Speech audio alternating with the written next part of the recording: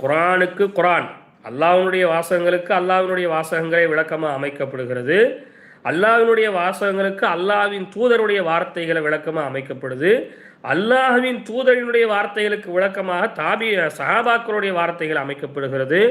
சஹாபாக்களுடைய வார்த்தைகளுக்கு தோதுவாக விளக்கமாக தாபீன்களுடைய வார்த்தைகள் என்ன செய்யுது, அமைக்கப்படுது. அப்போ எவ்வளோ ஒரு சங்கிலி தொடர்பில் எவ்வளோ ஒரு நுட்பமான அறிவு இருந்தால், எவ்வளோ ஒரு என்ன சொல்கிறது, ஆழமாக யோசிக்கக்கூடிய ஒரு திறன் இருந்தால் இப்படியான ஒரு அமைப்பில் இதை நினைச்சிருக்கிறாங்க, கொண்டு வந்திருக்காங்க. அப்போ நீங்கள் இந்த பாடத்தை நீங்கள் படிச்சிங்கன்னு சொன்னால், இந்த கித்தாபை நீங்கள் படிச்சிங்கன்னு சொன்னால், ஒரு ஆயத்துக்கு உங்களுக்கு இன்னொரு ஆயத்து விளக்கமாக கிடச்சிரும் ஒன்று.